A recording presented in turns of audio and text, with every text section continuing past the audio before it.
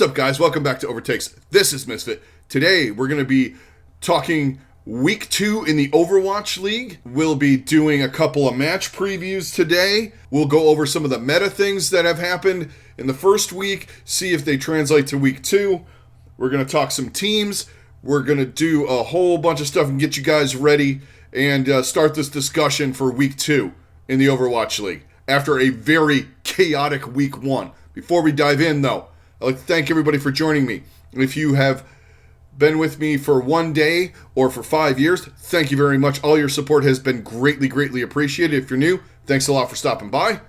I do Overwatch League content 2 to 3 times a week, depending on what's going on. Now, last week I did a Thursday, Friday, and a Friday, Saturday. We're back to 3-day-a-week schedule this week, so I'm going to do one preview. Next week, we start up in APAC, and I will do separate ones, and we'll see if we carry that further in to the season. If you guys like me doing an East preview and an NA preview separately. I just want to do that because there are a lot of games for the APAC region, just because they missed the first 2 weeks. I want to highlight some of the matches in there a little bit more, just because there's a lot more of them and we don't know what's going to happen. So I want to separate the two for at least the rest of Kickoff Clash until we get into the playoff, which I'm going to start doing separate previews for the tournaments, at least the ones that the regionalized ones. I'm going to do a separate preview for each so I can spend a little bit more time and dive deeper into matches and all the fun stuff that we like to talk about. Let's get into Week 2. Okay, we got the inaugural week over for the 2022 season. We saw a lot of different teams running a lot of the same stuff. A lot of Genji, a lot of Ana, a lot of Winston. Some teams went off and did their own thing. Houston and Atlanta leaned on the Doomfist. London used a lot of Reinhardt. But there weren't a lot of variances in the comps. A lot of teams stuck with, and of course we had Florida running Roadhog for a minute. But generally, it was a lot of Winston, a lot of Ana, a lot of Genji, Soldier, very prominent. Lucio, obviously. A lot of stuff we knew, minus the main tank. A lot of people did not predict Winston, me, a lot of other people.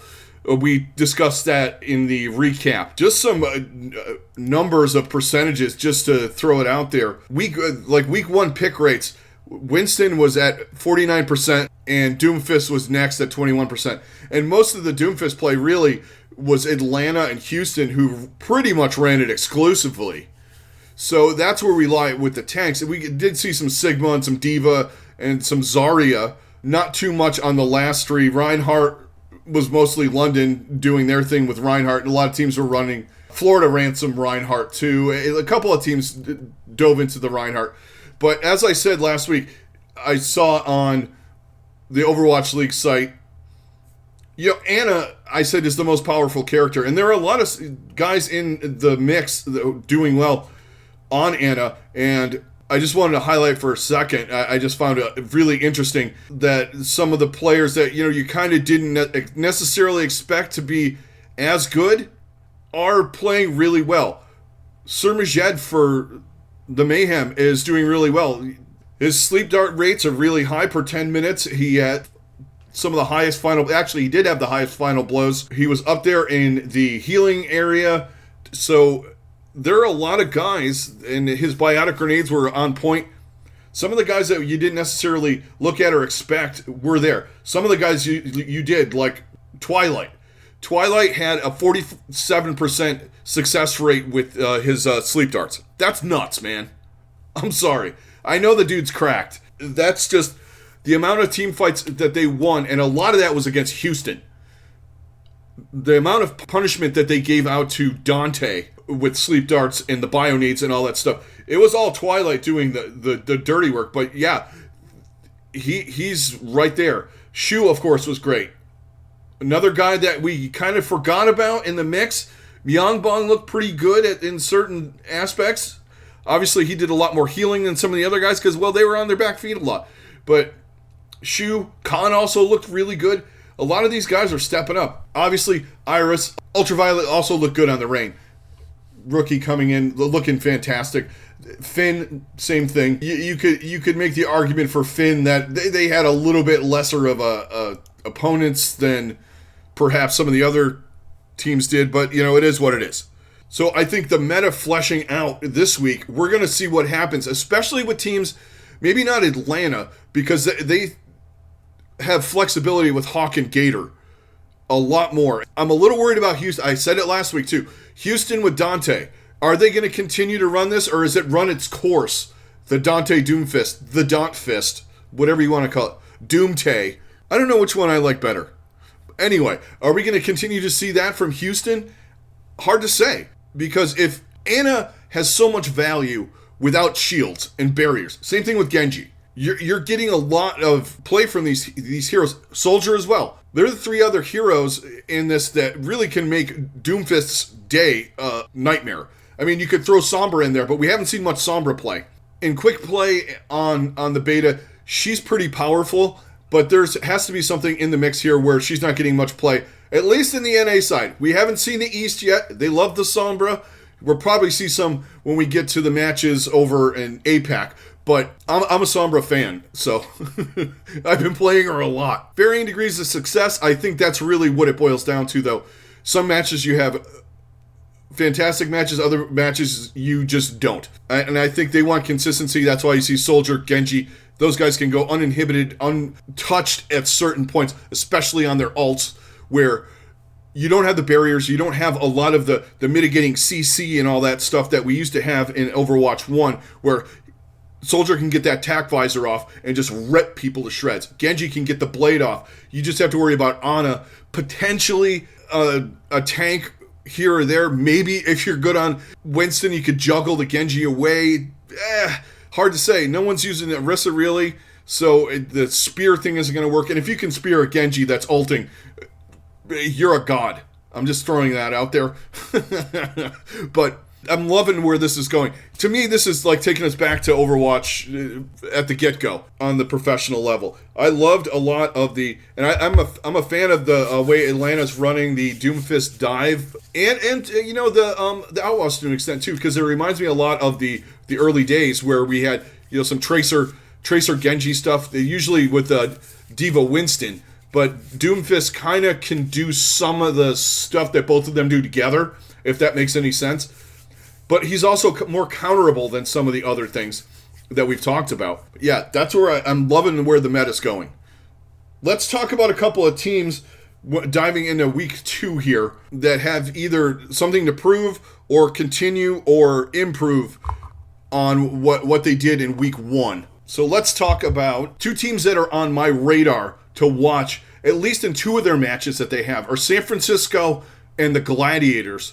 They have a couple of tough opponents this week. San Francisco's got the Houston Outlaws, and the Gladiators have the Dallas Fuel. And these are 2 of the matches I will be talking about later, my 2 highlighted matches of the week, just because they're the 2 best matches on the docket, and I want to talk about them a little bit more in depth. But these 2 teams have proven that they can beat up on weaker teams. Their rosters are really, really good. But now we get to see if they can hang with some tougher opponents and do what we know that they have the potential to do, and see if it comes to fruition. 2 of the teams also involved in these matches, I feel like this has become a Texas Overwatch League show, and I'm not happy about that. Dallas, Houston, get your shit together. I'm sick of talking about you all the time. Anyway, Houston and Dallas, they had both had 1 good match, 1 terrible match. Well, maybe Houston had 1 extremely good match, 1 better than average match, but lost anyway. Dallas had a bad match and a great match. Houston's schedule, a lot tougher, and this is their 3rd tough game in a row. Yeah, I rated Toronto low, but everybody else, if we're going on the general consensus, not my opinion, general consensus, Toronto's good. Houston had a way tougher road here than Dallas, but this is also Dallas's 2nd opponent that is up in the upper ranks in most people's power rankings. We're talking top half of NA. So another big test for Dallas. And we will see if it was a land thing with Dallas or if it was just Houston came out and is just better than them, or just out-comped them, or threw them for a loop, whatever you want to call it. I'm really looking at Houston and Dallas to see where they are, or if they're going to be confusing as they are all year long. Houston also has Florida this week, too. So, has been playing well. Can't really dive too, because everybody plays each other twice in the season in NA, so you'll have more of a complete, understanding of each team. But Houston does by far have a harder schedule than most teams in the kickoff clash, in my opinion. If you look at right down what they played, Dallas, Toronto, and then they have San Francisco and Florida. Pretty tough schedule. Dallas, pretty tough schedule too. Half and half with Dallas so far. Anyway, but I'm looking at these 4 teams in different respects. Now, a couple of teams I want to see if they're going to be absolute dumpster fires the whole year or not. One of them being New York.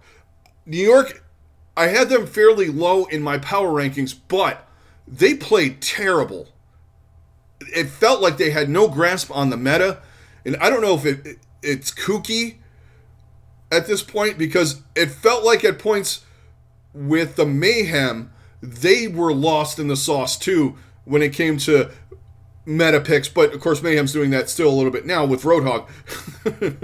But what I'm getting at is I don't know if it's the strategy that Kooky is pulling up, or him and his coaching staff. They just did not feel comfortable in anything that they were doing. Yaki stuck on the Echo a lot. We know he's got a great Genji. Flora looked good. They had guys that looked good. And you have Gangnam Jin playing Lucio, average at best right now. Kellen looked overmatched at points in the 2 matches. I'm a little concerned about some of the things that are going on with Kooky game plans and how this team is playing coordination-wise. Yes, they're all new, but we saw some of the other teams, and they played a couple of hard opponents in the Gladiators and the Reign. Everybody's in NA at least, top 4. Most people have them in, except for haters of either team, because you can't deny that both those teams are good. We're going to see some things from New York, even though they have to play San Francisco, and we'll see what they do against Vancouver. Now, if they come out and stomp Vancouver, does that really say anything? Because Vancouver looked terrible as well. But I am interested in seeing if New York can rebound a little bit, at least give the Shock a little bit of a battle. It would give me a little bit more confidence in that they are coming up. They're getting a little bit more together, because they have pieces on this team that can dominate. Yaki can dominate. Flora can play extremely well, but is it enough? Like we continually say, it's hard to say with them. I thought London, of the 3 or 4 teams that I have mingling in the bottom area, the depths of NA, I thought London looked the best. I have Toronto down there too. Toronto looked good at points, and they also looked bad at points. But London did better than I thought they were going to do. Because I kind of thought them and Vancouver would have another toilet bowl, bread bowl, whatever you want to call that, marketing genius that they had going on with that. I thought we would have another 3-2 banger kind of thing with that. Well, banger in the sense of it's a close match, not that it's a great played one. But they went out and rolled them harder than I expected. Let's talk about some players that I'm going to have my eye on, that I'm going to be following and seeing how they do this week compared to last week and what happened. Obviously, one of them, the first one I'm really interested in to see what happens, is the Dawn Tank, Doomtay, whatever we're calling it. Going to be very, very interesting finding out what Houston does, whether they continue on Dante on Doomfist, or they lean a little bit more on Piggy and some of his hero pool for some of these matches. Dante looked fantastic playing Doomfist, but there were limitations to that, and there are things that can happen. I also want to find out if he has any other tanks in his pool. I'm also keeping a close eye on the San Francisco rookies and a bunch of the other rookies, Ultraviolet and OG as well for Atlanta. I think they're playing fantastic. Atlanta on the whole played fantastic all weekend. I didn't really touch on it too much. But Nero as well on the Genji. Fantastic. Forgot that this guy could play Genji. Forgot that any of these guys could play Genji at a high level because we haven't seen it in so long. But a lot of the rookies I got my eyes on, they're just fantastic to watch. I'm just so excited. Sir Majed, too. I want to see if he can keep that up. Atlanta, the Mayhem have some low-key good rookies on their team. So there's a lot of good rookies to watch. I loved what I saw from San Francisco. I want to see if Sam and Proper and Kilo and Finn and Kaluge, that whole team can keep up what they did. But those guys are just a pleasure, especially seeing guys like Proper with that high of a skill level is just amazing. Those are the players that I'm excited to watch this weekend. Obviously, there's a lot more. I just am excited that the league is back.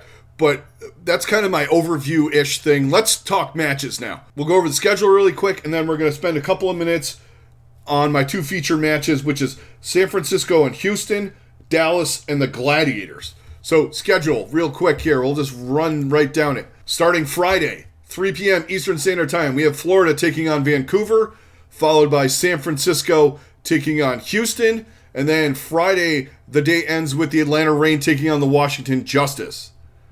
Next up, Saturday, 3 p.m. Eastern Standard Time, we have the London Spitfire taking on the Boston Uprising, followed by Dallas versus the LA Gladiators, and Saturday closes out with the Vancouver Titans taking on the New York Excelsior. Sunday, we start 3 p.m. Eastern Standard Time, Houston taking on Florida, followed by the Shock taking on the NYXL, or New York Excelsior, whatever they want to call themselves today. Followed the last match of the evening, Paris Eternal taking on the Toronto Defiant. So that's the schedule for week 2. Now let's talk my two key matches. First, we're going to spend some time talking about on Friday, the second match of the day, we have the San Francisco Shock taking on the Houston Outlaws. This is going to be a good match. Hopefully, it doesn't go one-sided either way. I don't think it will. But here's some key things I have for this. Obviously, the Dawn Tank. Are we going to get more of that? Or are we going to switch on and off with Piggy? Or are they going to exclusively play that dive style with the Doomfist and Dante playing tank? Also, can the rookies from San Francisco play at a level with a team that's a little bit higher level than the teams that they played last weekend? Are Sam and Proper and Kilo and Finn and Kaluge, are they all going to go off against Houston? Or is it going to be a little bit more tempered this time and a couple of them have moments? Hard to say there. And also another key person that for Houston last weekend that made a huge difference, that, you know, we're all talking about Dante and we're talking about some of the DPS and Iris and things like that, but Lastro played phenomenally on Lucio, something that I didn't know he had, and a lot of other people I don't think thought he could play at that level. Yeah, a lot. You could say what you want, but it was against Dallas and Toronto, so it wasn't like he did it against Vancouver and Boston or something like that, or London, or fill in X bad team. They were against two high-level opponents. He played really well. So how do I see this playing out? It's hard to say with Houston. It's always a crapshoot. They screw up everybody's picks except for, well, Outlaws fans get screwed because they pick them anyway. Houston's got the dueling hopium-copium vibe going about them. I don't think Houston fans right now know which to intake, the hopium or the copium. Maybe they've made a new thing like Houstonium. It's a combination of both, and one of them wins out in the end. Generally copium, but it's 60% copium, 40% hopium. That's the Outlaws mix as far as what their fans are huffing going into these matches every week. Let's do a little tail of the tape on this one. So, all right, we got the Dawn Tank versus Kaluge. I think I really would like to lean on Kaluge. I think this is kind of evened in the fact that Dante does play Doomfist really, really well, and he has to be dealt with and countered, and that takes a lot of resources and a lot of time, and it gives Houston opportunities to do things. So, and I think Kaluge played fantastic last weekend against lesser opponents, but I still think he can compete at a high level. So I kind of rate it even right now on that. Supports, I'm going to go out on a limb. Some of you guys are going to hate this and think I'm insano. But I'm going to take Iris and Lastro over Violet and Finn. The reason being, Lastro is better on Lucio than Violet is, in my opinion. And I think Finn, if he's playing the Ana, is probably a smidge better. At least he looked a smidge better than Iris, who also looked really good. Now this is where it gets super interesting. We got Pelican, Merritt versus Sam, Proper, and Kilo as far as DPS. I'm going to go with the shock on this one because I think pop-off potential. Yes, Pelican has that. He's playing Echo a lot. Echo is impactful with the beam and doing damage like that and cleaning up fights. But if you're playing a lot of Genji, you have fight win potential. Genji is the only hero really you could throw an argument out there for Soldier with Tac Visor in this no shield, no barrier kind of environment. Genji has the only press Q win fight mechanic out of any hero in the game. You couple that with Nano. I just kind of like what San Francisco can do more DPS-wise right now in the comps that they run and the style that they're playing than what Houston is doing. I'd like to see a lot from Houston. I think keys to victory here, I think Houston needs to rely a lot less on that Echo style and maybe get Pelican a little bit more in on the Genji, and you can run Merritt still on Soldier. Soldier Genji is still good. I like that combo. Soldier Echo is also workable because you have Soldier doing the majority of the damage most of the time, and then Echo comes in and cleans it up. I get that. I understand that. And I do like it to an extent, but I would like to see some comp differentiation by Houston. San Francisco, I just think they need to keep doing what they are doing. Play coordinated. Obviously, you want to be mindful of Dante on Doomfist a lot more than some of the teams and the things that the other teams that they played are doing. And I think they have the team to do that. DPS-wise, unleash Proper and unleash Sam when they're in there. Sam on the Genji was fantastic. Proper looked really good in whatever he was playing. And also Kilo looked good too. I'm not taking anything away from him. But if you have Sam in there on Genji, to me is fight win. You get him on Genji, you get Proper on Tracer. That is lethality defined right there. I don't know if Houston can handle some of that. Did well against Dallas, but I think Dallas had the yips on stage. I really, really do. I keep leaning in on that. What are my thoughts on this? I think this is going to be a close match, but I think Houston fans are going to hate me. I like San Francisco 3-2. You're either going to hate me or you're going to love me because I picked against them, so that means you guys are probably going to win. So thank me now. I like Houston I like San Francisco 3-2 in a close, really well played match against Houston. Let's talk about the next match. Potentially the best match of the weekend. We have Dallas Fuel taking on LA Gladiators. Can Dallas rebound from that win? Yeah, they proved it against the Justice, who are not a bad team. They went out there and rolled them pretty hard. So there was a lot that they had to prove in that match, and they went out and did what they had to do and took care of business and laid the wood to the Justice. The Gladiators, on the other hand, they went out and just took care of business like they should have against the teams that they had on their schedule. They gave up a map against Boston and New York, but they took care of them handily. And a lot of that, I think, is just some of the things that we didn't see with perhaps San Francisco. Coordination issues, getting the team together, new coach, new style, sort of, but just getting things into the flow. I think that 2 easy games helped them. I know schedule, of course it does, but what I'm saying is from a standpoint of playing, it's one thing to play scrims with a team, but they went out there and played live matches with stuff on the line against weaker opponents, in quotes, and did what they had to do, showing that they're as good as we think they are, even though they may not have complete coordination and familiarity of playing with each other. They still have a high skill cap, and they're a force to be reckoned with in NA. So let's go into a little tale of the tape here. So tank-wise, we got Space and Reiner, Hanbin, Fearless. Now, I'm going to go on this. I'm going to lean on Hanbin and Fearless. To me, outside of maybe Fate Void, maybe you can go a better tank duo. There's not a better tank duo in the league than Hanbin and Fearless.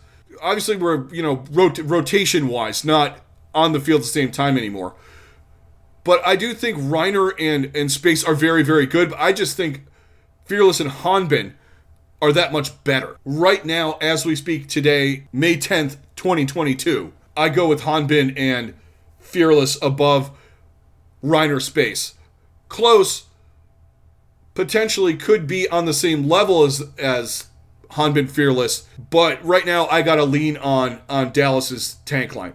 Supports, we have Fielder and Chio, Shu Funny Astro. I gotta lean Shu Funny Astro on this one. Mostly on the back of Funny Astro. I think Shu and Fielder, you could make the argument potentially they're close. I mean, Shu was unbelievable on Ana, and Fielder was really good too. Fielder did a lot more healing per 10 than Shu, but they also had a match where they got overwhelmed by Houston. Otherwise, though, they're pretty comparable on a lot of the stats. If you really look at it and dive down deep on the Ana stats that they have up on the Overwatch League site. And honestly, one of the key places that Fielder is better other than healing, the kills he gets from bio grenades. He's at almost 7 per 10 minutes, where Shu is at 4. But otherwise, Shu's a little bit better than Fielder, but I feel as though they're comparable to each other in a lot of respects. Fielder also had a lot more assists. Obviously, with the bio nades comes assists than Shu did. But that's okay.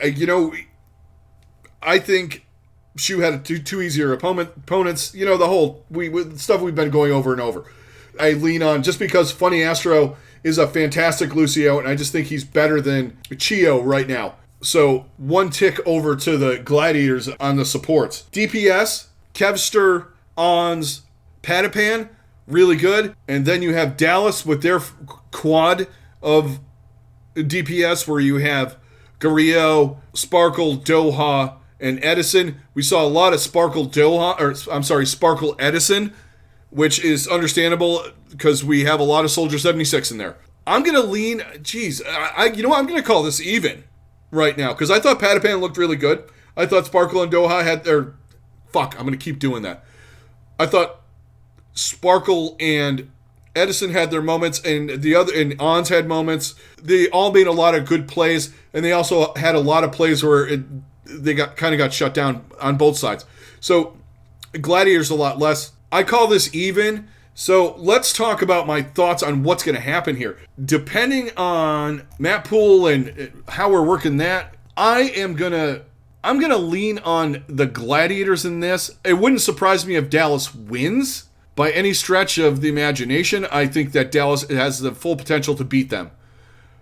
But I'm going to go with the Gladiators. We're going to go a close 3-1 Gladiators over Dallas. But with the caveat of Dallas could do the same thing to them. But I just like how the Gladiators are playing right now. I think they got worked out some kinks against two lesser opponents. Dallas did get worked on land by Houston. They seem to be on a mission after that, the way they took care of the Justice.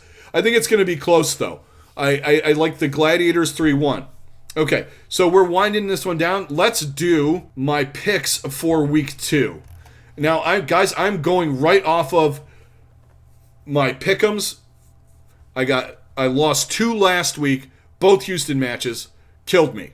So, let's start off. We're just going to go right down the list, rip them right off, go right down the schedule really quick, and I'll give you my map predictions and throw it up on the screen at the end of the episode, and you'll be able to see who I picked. All right, let's start Friday. Friday, 3 p.m. Eastern Standard Time. I'm going to take the Florida Mayhem over the Vancouver Titans 3-0. We talked about this earlier. San Francisco Shock taking on the Houston Outlaws in the next match on Friday. I like the Shock 3-2. Final match of Friday.